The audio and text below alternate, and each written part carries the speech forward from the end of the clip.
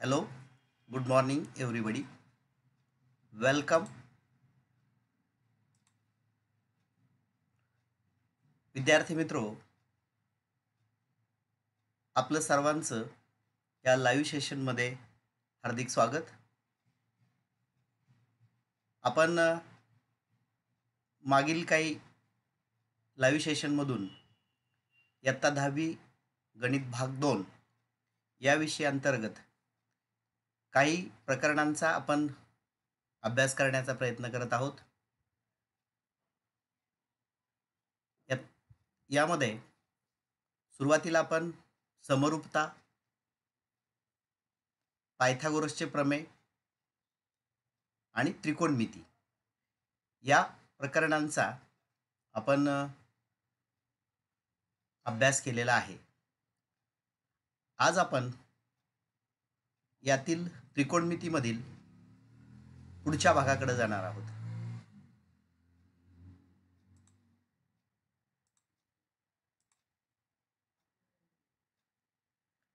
आपल्याला माहित आहे की हे ऑनलाईन लेक्चर्स आपल्यापर्यंत पुणे जिल्हा विज्ञान अध्यापक संघाच्या मार्फत आम्ही तुमच्यापर्यंत देण्याचा प्रयत्न करत आहोत. मायसेल्फ कल्याण कडेकर, स्वातंत्र्य सेनानी शंकरराव बाजीराव डावखरे विद्यालय, पिंपळे खालसा हिवरे कुंभार, तालुका शिरूर, जिल्हा Pune. Let us come to the point. Maths part 2, chapter number 6, trigonometry. In last some topics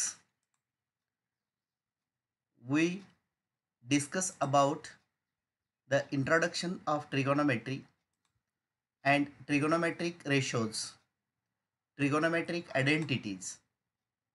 Today we were discussing about these two topics. These are angle of elevation and angle of depression. This is the one topic which we were discussing. Angle of elevation and angle of depression. Then next topic is problems based on heights and distances.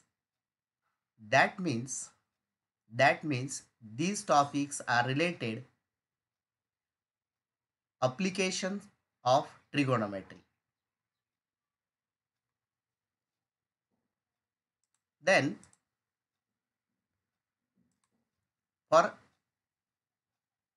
preview, let us see the trigonometric ratios of the values 0, 30, 45, 60 and 90, because this table is very useful for solving the examples.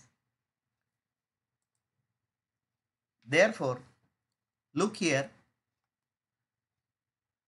sin 0 is 0, sin 30 1 half, sin 45 1 by root 2, sin 60 root 3 by 2, sin 90 1.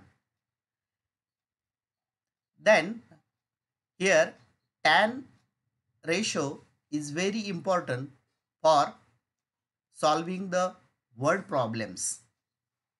So see, tan 0 is 0, tan 30 is 1 by root 3, tan 45 1, tan 60 root 3 and tan 90 not defined. My student, note that these tan ratios. विद्यार्थी मित्रो, हा तक्ता आपल्याला त्रिकोणमितीचं उपयोजन पाहण्यासाठी अतिशय महत्त्वाचा आहे. आणि टॅन जो रेशो आहे हा अतिशय महत्त्वाचा आहे. बऱ्याच ठिकाणी याचा उपयोग आपल्याला करावा लागतो. म्हणून टॅन रेशोच्या ज्या किमती आहेत ते तुम्ही तुमच्या वहीमध्ये नोंद करून घ्या. Tan 0 0, tan 30 1/√3, tan 45 1, tan 60 √3 and tan 90 not defined. Come to the next point. Let us learn trigonometric identity. In the last lecture, we saw which are the trigonometric identities. First identity is sin square theta plus cos square theta is equal to 1, which we have already proved in last session. Second one was 1 plus cot square theta is equal cosec square theta. Then 1 plus tan square theta is equal sec square theta. काल आपण या त्रिकोणमितीय नित्य समानता पाहत असताना sign वर्ग theta अधिक कॉस वर्ग थीटा बरोबर 1 याची सिद्धता आपण घेतली होती. हे कसं सिद्ध करायचं आणि एक तुम्हाला या दोन सिद्धता घरी सिद्ध करायला सांगितल्या होत्या. मला वाटतं नक्कीच तुम्ही या दोन सिद्धता सिद्ध करून पाहिल्या असतील. जर पाहिल्या नसतील तर आज तुम्ही या दोन सिद्धता सिद्ध करून पाहू शकता. आता सर्वप्रथम today we are solving the examples by using trigonometric identities and table of trigonometric ratios. Let us see example first. Question number 1. If tan theta is equal 1, then find the values of sin theta plus cos theta divided by sec theta plus cosec theta. Look and read the example again. If tan theta is equal to 1, then find the values of sin theta plus cos theta upon sec theta plus cosec theta. In example, what is given? Here tan theta is equal to 1 is given, and we have to prove or we have to find the values of these ratios sin theta plus cos theta upon sec theta plus cosec theta. How can we solve this example? विचार करा की आपण हे उदाहरण कशा पद्धतीने सोडवू शकतो. आता हे उदाहरण सोडवण्यासाठी आपण जी पहिली पद्धत वापरणार आहोत. Look here tan theta is equal to 1 is given. Tan theta is equal to 1 is given. From the table of trigonometric ratios,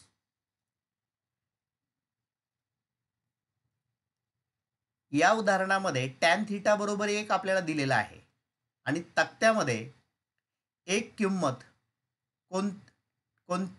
tan कोणाच्या कोणत्या कोणासाठी किंवा कोणत्या कोणाचं टॅन गुणोत्तर 1 आहे असा जर आपण प्रश्न केला तर आपल्या असं लक्षात येईल की tan 45 degree is equal to 1.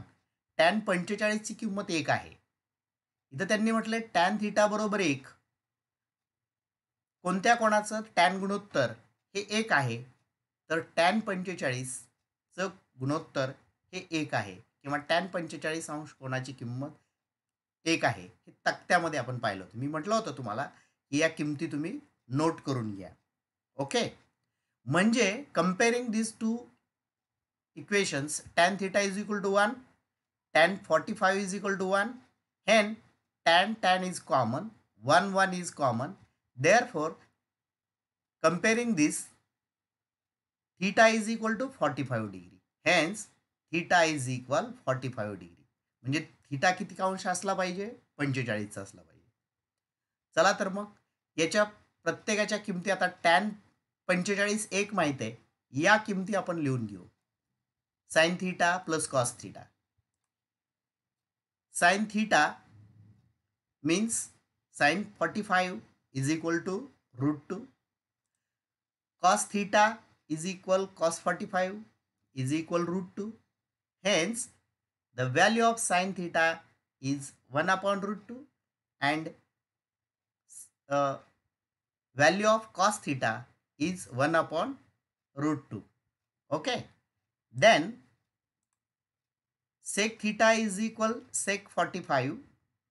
The value of sec theta or value of sec 45 is root 2.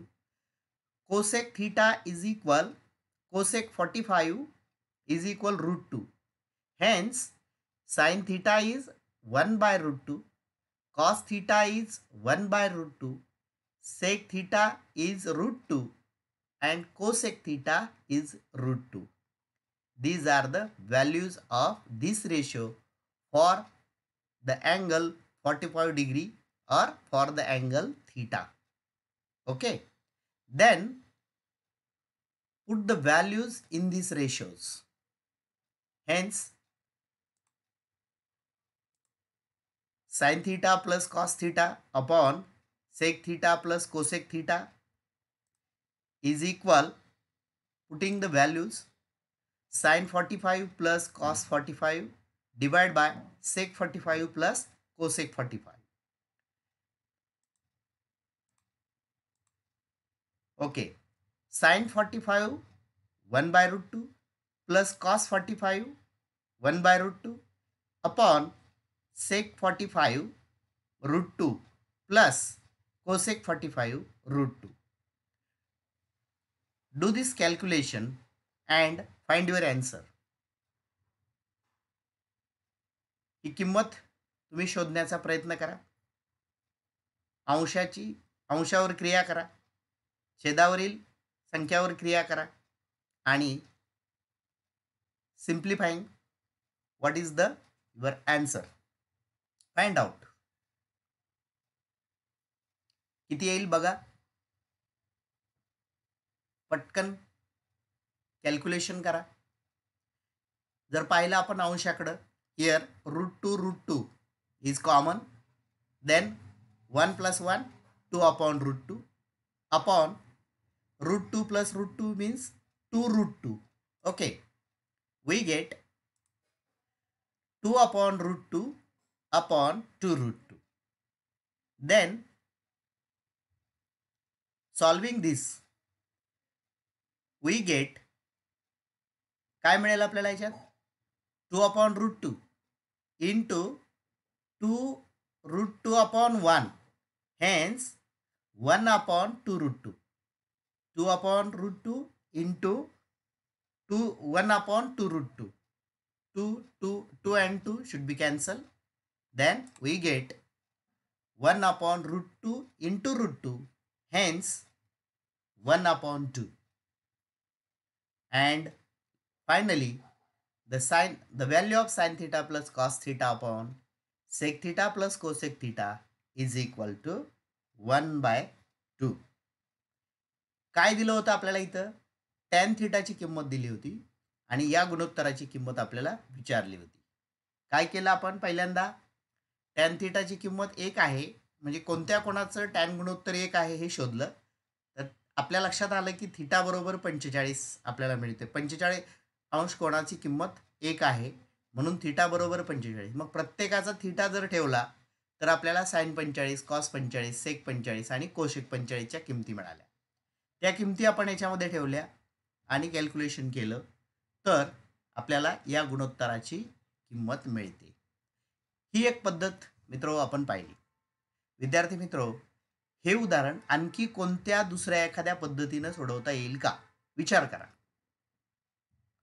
ही पद्धत तुमच्यासमोर एक मी आत्ता मांडली, परंतु थोडासा विचार करा की हेच उदाहरण मला दुसऱ्या पद्धतीने सोडवायचं. How can we solve this example by any other method?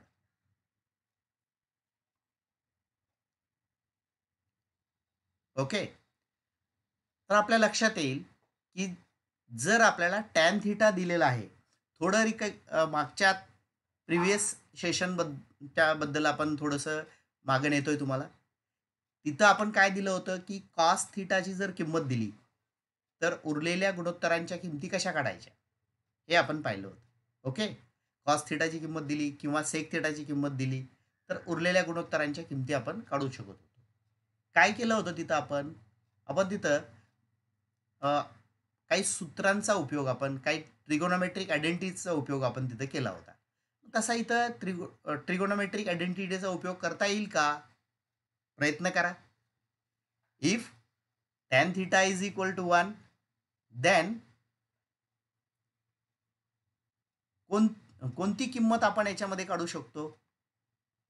tan theta दिलेला आहे, मग यापैकी कोणती किंमत आपण काढू शकतो? Okay, tan theta is given, then we can find the value of sec theta, which is the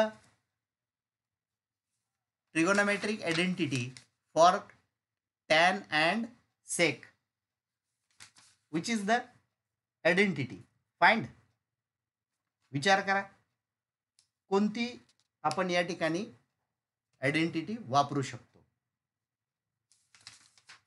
विचार करा. तर आपण 1 plus tan square theta is equal sec square theta और sec square theta is equal 1 plus tan square theta हे identity आपण वापरू शकतो. म्हणजे टॅनची किंमत ठेवली की आपल्याला सेकची किंमत मिळेल. आता सेकच्या किमतीवरून सेक थीटावरून यामधून कोणती किंमत आपल्याला मिळू शकते? सेक थीटावरून विचार करा, कारण टॅन वरून सेक काढली आपण.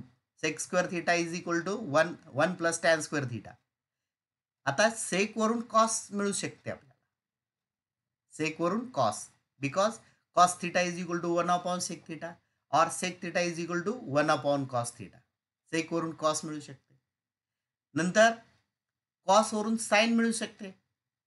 कॉस माहित आहे, त्यावरून आपल्याला साइन मिळू शकते by using the first identity.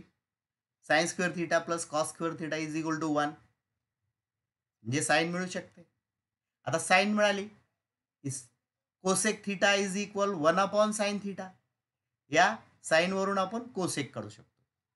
म्हणजे टॅन वरून सेक मिळाली, सेक वरून कॉस मिळाली, कॉस वरून साइन मिळाली आणि साइन वरून कोसेक मिळाली. या किमती आपल्याला मिळाल्यानंतर आपण याच्यामध्ये sine theta plus cos theta upon sec theta plus cosec theta आणि यामध्ये या किमती ठेवल्या, याच किमती आपल्याला मिळतील आणि उत्तर आपल्याला हेच मिळेल. तर चला तर प्रयत्न करून बघा तुम्ही. आता अप्लिकेशन ऑफ ट्रिगोनोमेट्री आपण पाहत असताना इथं याचा उपयोग कोणत्या ठिकाणी होतो? आपण सुरुवातीलाच म्हटलं होतं की त्रिकोणमिती ही जी गणिताची एक शाखा आहे, या शाखेचा उपयोग कोणत्या क्षेत्रामध्ये किंवा कोणत्या ठिकाणी याचा उपयोग आपल्याला होऊ शकतो दैनंदिन जीवनामध्ये? तर त्यामध्ये आपण पाहिलं होतं की अभियांत्रिकी, नौकाशास्त्र, खगोलशास्त्र यामध्ये याचा उपयोग आपल्याला होऊ शकतो. आणि इतरही आणि अनेक उदाहरणं सोडवण्यासाठी आपल्याला या त्रिकोणमितीचा उपयोग होतो. मग यामध्ये परत एकदा आपण त्या भागाकडे थोडंसं जाऊ. कोणत्या प्रकारे किंवा कसा उपयोग आपल्याला दैनंदिन जीवनामध्ये होऊ शकतो? समजा एक उंच इमारत आहे आणि इमारतीपासून काही अंतरावर तुम्ही उभे आहात आणि तुम्ही जर इमारतीच्या टोकाकडे पाहिलं तर तुम्हाला इमारत खूप उंच वाटेल आणि साहजिकच तुमच्या मनामध्ये प्रश्न येईल की या इमारतीची उंची किती असेल? यासाठी आपल्याला त्रिकोणमितीचा उपयोग होऊ शकतो, कारण तुमच्या उभे राहिलेल्या जागेपासून इमारतीच्या खालच्या टोकापर्यंतचं अंतर आपल्याला मोजता येईल आणि इमारतीची उंची तुम्ही त्रिकोणमितीनं काढू शकता. दोन खांब आहेत, एक लहान आहे, दुसरा मोठा आहे. खांबाच्या दोन टोकामधलं अंतर तुम्हाला काढू शकता. एका खांबाची जर उंची माहीत असेल दुसऱ्या खांबाची काढू शकता.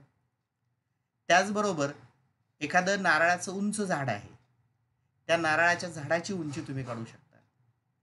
आणखी एक भाग याच्यामध्ये आपल्याला समजणं गरजेचं आहे. समजा समुद्राच्या किनाऱ्यावर दीपस्तंभ असतात आणि या दीपस्तंभाची उंची आपण काढू शकतो, किंवा या निरीक्षकापासून ते जहाज किती अंतरावर आहे तेही आपण याचा उपयोग, त्रिकोणमितीचा उपयोग करून आपण पाहू शकतो. असे अनेक उदाहरणं आपल्याला त्रिकोणमितीचा उपयोग करून सोडवता येईल. म्हणजेच इथे एक गोष्ट आपण लक्षात घेतली पाहिजे की इमारत असेल, नारळाचं झाड असेल, खांब असेल, दीपस्तंभ असेल, हे सगळे लंब आहेत, म्हणजे जमिनीशी हे 90 अंशाचा कोन करतात. आणि म्हणून हा जो आपण या ठिकाणी गृहीत धरलेला त्रिकोण आहे, हा काटकोन त्रिकोण आहे, हे आपल्याला यामध्ये लक्षात घ्यायचं आहे. आणि त्यावरून आपल्याला ही त्रिकोणमिती इथं वापरता येते. आता याच्यात पहिली गोष्ट आपण समजून घेणार आहोत ती म्हणजे line of vision and angle of elevation, and third is angle of depression. Line of vision, angle of elevation and angle of depression, या बाबी आपण याच्यामध्ये पहिल्यांदा समजून घेऊया. आता पहिला भाग बघा, line of vision. Line of vision, if the observer is standing at the location A looking at an object B, then the line AB is called line of the vision. पहा, लाईन ऑफ विजन याला मराठीमध्ये दृष्टिरेषा म्हणायचं. Line of vision, दृष्टिरेषा. समजा observer कुठं थांबलेला आहे? A. If the observer is standing at the location A, observers म्हणजे निरीक्षक, निरीक्षक म्हणजे समजा आपणच आहेत, त्या ठिकाणी आपण उभे आहोत. If the observer is standing at the location A looking at object B, आणि ए या ठिकाणी तुम्ही आहात आणि तुम्ही बी या वस्तूकडं किंवा बी या ठिकाणाकडं पाहताय. Looking at an object B, then the line A B is called the line of vision. समजा एक व्यक्ती एका ठिकाणी उभी आहे आणि समोर पाहते, एका वस्तूकडं, एका ऑब्जेक्टकडं पाहते, तर ती जी रेषा तयार होते त्याला लाईन ऑफ विजन किंवा दृष्टिरेषा म्हणतात. आणि याच बाबीचा उपयोग आपण या पुढील दोन संकल्पना समजून घेण्यासाठी करणार आहोत. आता या उदाहरणांमध्ये आपण उदाहरण सोडवत असताना निरीक्षकाची जी उंची असते ती या ठिकाणी आपल्याला गृहीत धरायची नाही, ती 0 आहे असं समजायचं. आणि तो ज्या ठिकाणी उभा आहे तिथं जमिनीला तो टेकलेला आहे असं समजायचं आहे आपल्याला. ते आपण पुढच्या प्रत्यक्ष उदाहरण घेत असताना आपण त्या भागाबद्दल आणखी पाहू. तर मला वाटतं हे लक्षात आलं असेल तुमच्या. Line of vision, if the observer is standing at the location A looking at an object B, then the line AB is called a line of vision. Then second point is angle of elevation. If an observer at A observes the point B which is at a higher level than A and AM is the horizontal line, then angle BAM is called angle of elevation. Look here. Okay. Suppose observer is at point A and then B is the observe the point B. He observed the point B means this line AB is a line of vision. Observer is at a point A and observe the point B. Therefore, AB is the line of vision. इथं observer ए या ठिकाणी उभा आहे आणि तो आता बी या ठिकाणाकडे पाहतोय. थोडंसं त्याला मान वर करून वरच्या बाजूनं पाहावं लागेल. म्हणजे साहजिकच मगाशी आपली लाईन ऑफ विजन ही होती, सरळ होती, इकडं पाहत होता तो. आता तो थोडासा म्हणजे या ठिकाणापेक्षा हा जास्त उंचीवर आहे. इथं आपण म्हटलंय हायर लेवल दॅन ए, याच्यापेक्षा तो वरच्या लेवलला आहे, थोडा उंचीवर आहे आणि म्हणून त्याला वरच्या दिशेनं पाहावं लागते. साहजिकच त्याची दृष्टीरेषा अशी सुरुवातीची होती. तो या ऑब्जेक्टकडे पाहतोय, म्हणजेच या ठिकाणी एक कोन तयार होतो आणि या कोनाला अँगल ऑफ इलिव्हेशन म्हणायचे. म्हणजे हा जो कोन तयार झाला तर हा झाला अँगल ऑफ इलिव्हेशन. म्हणजे मराठीमध्ये याला उन्नत कोन असं म्हणता येईल. ही दृष्टीरेषा होती, हा उन्नत कोन या ठिकाणी तयार झाला आणि ही जी खालची रेषा होती मूळ, ज्याला आपण सुरुवातीची म्हणू, ती हॉरिझॉन्टल लाईन आहे, क्षितिज समांतर रेषा असं आपल्याला म्हणता येईल. या रेषेला हीच क्षितिज समांतर रेषा आहे. बी या ऑब्जेक्टकडे त्यानं पाहिलं म्हणून हा उन्नत कोन तयार झाला आणि उन्नत कोन हा वरच्या दिशेनं तयार होतो. नीट लक्षात ठेवा, उन्नत कोन हा वरच्या दिशेनं. याला थोडक्यात आपण आपल्याला अँटी क्लॉकवाईज असं म्हणूया. अँटी क्लॉकवाईज डिरेक्शन, घड्याळाच्या विरुद्ध दिशेनं वरच्या बाजूला हा अँगल ऑफ इलिव्हेशन या ठिकाणी तयार होतो. तर हे लक्षात आलं असेल तुमच्या. Angle of elevation, if an observer at a observe the point B which is at higher level than A and AM is the horizontal line, then angle BAM is called angle of elevation. Okay, come to the next point, angle of depression. समजा तुम्ही उभे आहात एका ठिकाणी, क्षितिज समांतर सरळ रेषेमध्ये समोर तुम्ही पाहताय आणि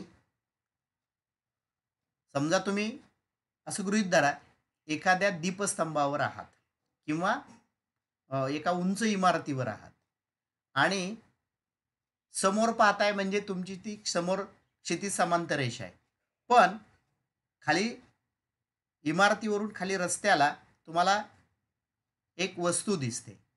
मग तुम्हाला साहजिकच खाली पाहावं लागेल. म्हणजे क्षितिज समांतर रेषा तुमची सरळ होती, तुम्हाला खाली पाहावं लागलं म्हणजे खालच्या बाजूला अँगल तयार झाला. तुम्ही एखाद्या दीपस्तंभावर आहात आणि तुम्हाला क्षितिज समांतर रेषा तुमची सरळ आहे आणि तुम्हाला दीपस्तंभावरून समुद्रामध्ये काही अंतरावर जहाज दिसतंय, म्हणजेच तुम्हाला त्या ठिकाणी सुद्धा खाली पाहावं लागेल. आणि ज्या ठिकाणी तुम्हाला खालच्या बाजूला लोअर लेवलला पाहावं लागतं त्यावेळेला तयार होणारा जो कोन असतो तो angle of depression. If an observer at a observe the point C which is at a lower than A and AM is the horizontal line, then angle MAC is called angle of depression. Look here. Suppose the observer at A, then observe the point C. सुरुवातीला तो इथं A वर आहे, त्याची ही क्षितिज समांतर रेषा सरळ आहे, AM आहे, हॉरिझॉन्टल लाईन. आता त्याने खालच्या दिशेनं पाहिले म्हणून इथं आपण असा एरो दाखवलाय खालच्या दिशेनं. मगाशी तो वर पाहत होता, अँगल ऑफ इलिव्हेशन मध्ये वरच्या दिशेनं पाहत होता म्हणून तो अँगल ऑफ इलिव्हेशन होता. आता तो इथं क्षितिज समांतर रेषेपासून खालच्या दिशेनं पाहतोय, therefore this angle is angle of depression. तो कशाकडे पाहतोय आता? सी या ऑब्जेक्टकडे पाहतोय. क्षितिज समांतर रेषा आणि ऑब्झर्वर आता सी या ऑब्जेक्टकडे पाहतोय म्हणून AM is the line of vision, AM is the horizontal line and angle MAC is angle of depression. म्हणजे हा कोणत्या घड्याळाच्या दिशेनं होणारा कोन आहे, अँगल ऑफ डिप्रेशन हा घड्याळाच्या दिशेनं आणि अँगल ऑफ इलिव्हेशन घड्याळाच्या विरुद्ध दिशेनं होतो. माय स्टुडंट,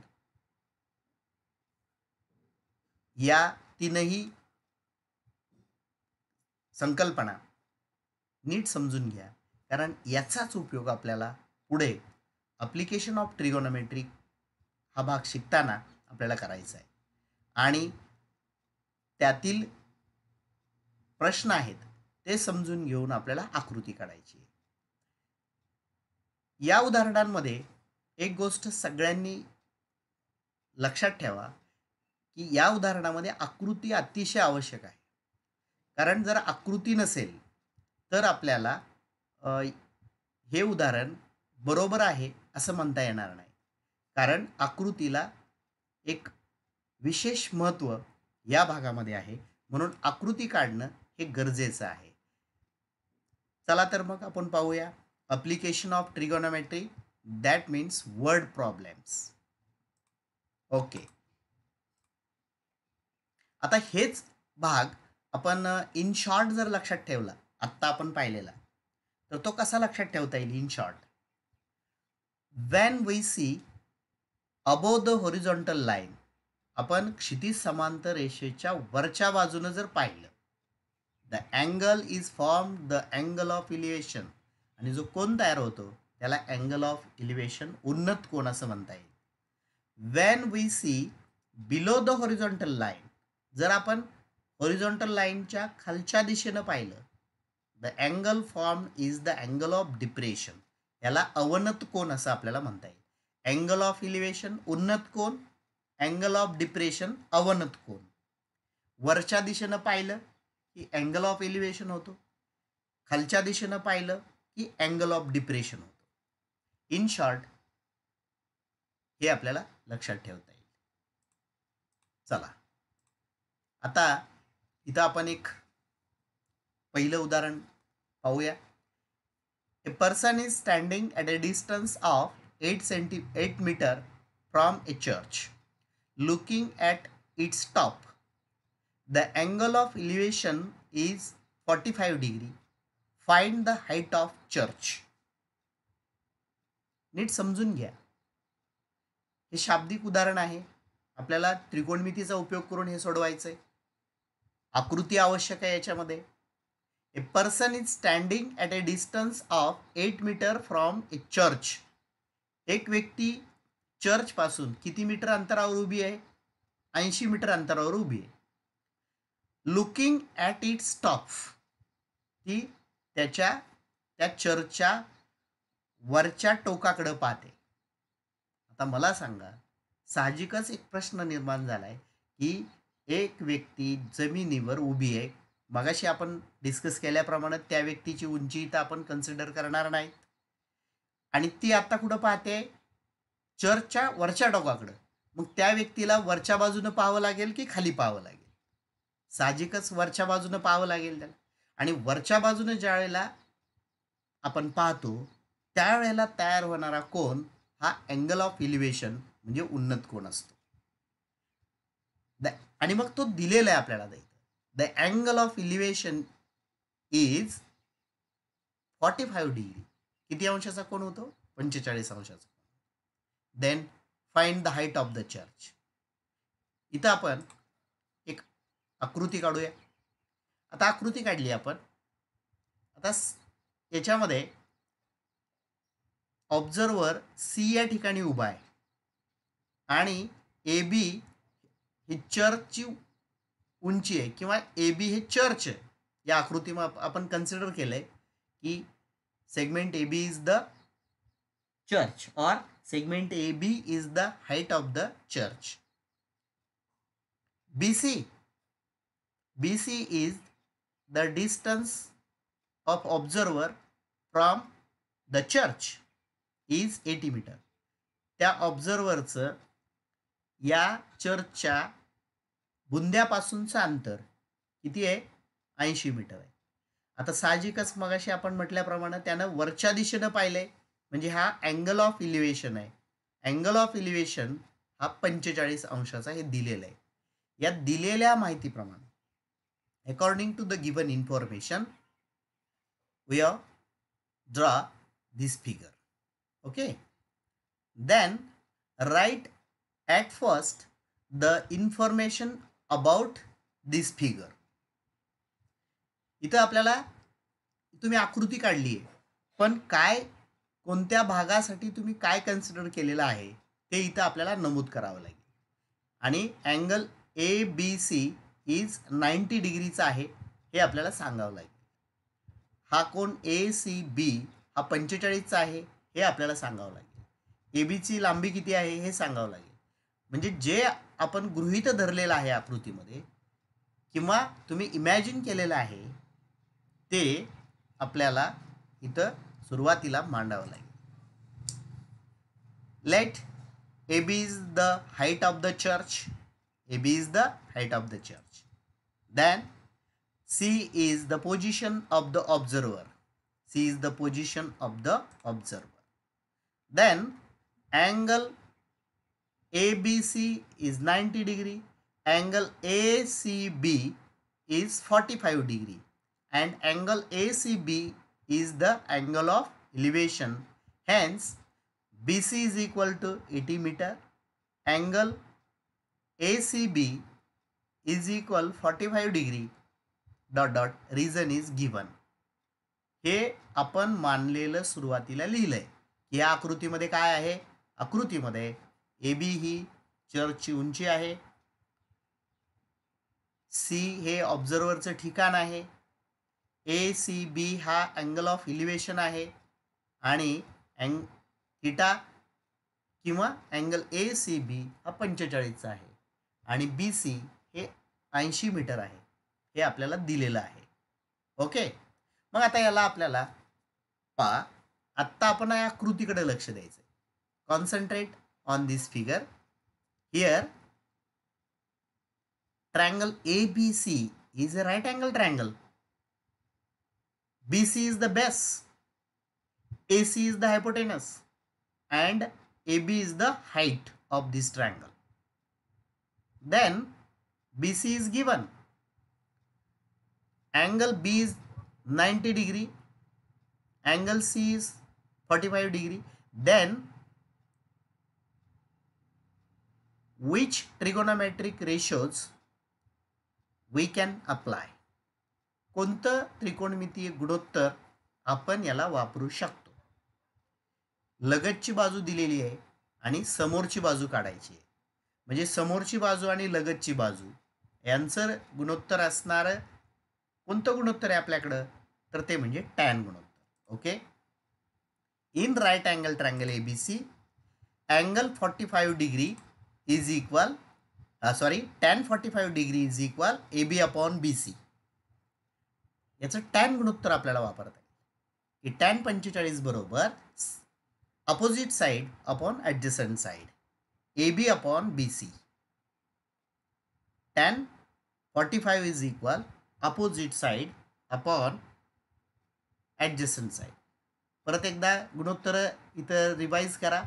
साइन गुणोत्तर opposite side upon hypotenuse, cos adjacent side upon hypotenuse, and tan opposite side upon adjacent side. Here tan 45 is equal AB upon BC dot dot dot by definition of the trigonometric ratios.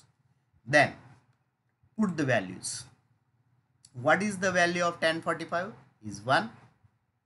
Then AB upon BC. AB which we have to find. Then BC. Put the values of value of BC is 80. Tan 45 is 1 from the table of trigonometric ratios. Tan 45 is 1. Then taking the cross multiplication, AB is equal to AB into 1 AB. 80 into 1 is equal to 80. Hence, AB is equal to 80 meter. AB means, look here, AB is the height of the church. Here, height of the church is 80 meter. अशा पद्धतीनं हे उदाहरण आपल्याला सोडवता येईल. विद्यार्थी मित्रो, इथं आणखी एक गोष्ट आपल्या लक्षात आली असेल की हा कोण 45चा आहे, हा 90चा आहे. म्हणजे हा ए कोण किती मापाचा आहे. Here in triangle ABC angle B is equal to 90, angle C is equal to 45. angle A is equal 45 degree. Means this triangle is 45, 45 and 90 degree type of triangle. Then here AB is equal to BC. AB is equal to BC. Look here. We can solve this example in this way also. या पद्धतीने सुद्धा आपण हे उदाहरण सोडवू शकतो. कसं? Angle A in triangle ABC, angle ABC is 90, angle ACB is 45. Hence, angle BAC is equal 45 degree.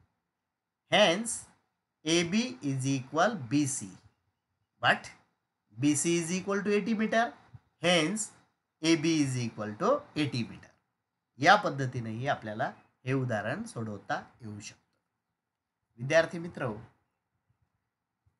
आजच्या भागामध्ये आपण काय काय पाहिलं परत एकदा रिवाइज करा. की आपण त्रिकोणमितीय सारणी पाहिली, सारणीतल्या कोणत्या किमती महत्त्वाच्या आहेत ते आपण पाहिलं. त्यानंतर ट्रिगोनोमेट्रिक आयडेंटिटीवर आपण फोकस केला. Which are the trigonometric identity? Sine square theta plus cos square theta is equal to 1. Then 1 plus cot square theta is equal cosec square theta. 1 plus tan square theta is equal sec square theta. Then next point was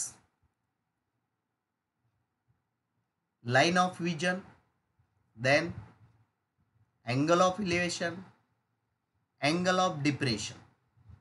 In short आपण लक्षात ठेवलं होतं की वरच्या दिशेनं जर क्षितिज समांतर रेषेपासून वरच्या दिशेनं पाहिलं की अँगल ऑफ इलिव्हेशन तयार होतो.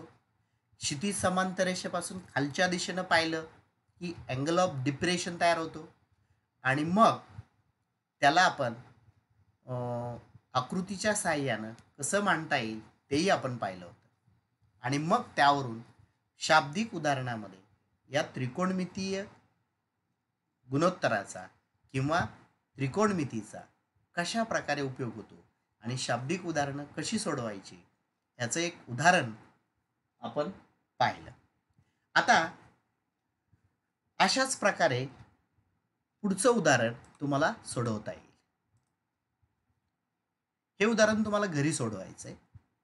From the top of a lighthouse, write down, from the top of a lighthouse an observer looking at a ship makes an angle of depression of 60 degree.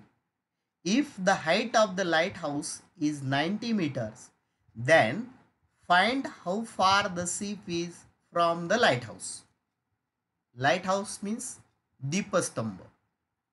From the top of the lighthouse, एक observer कोणत्या ठिकाणी आहे?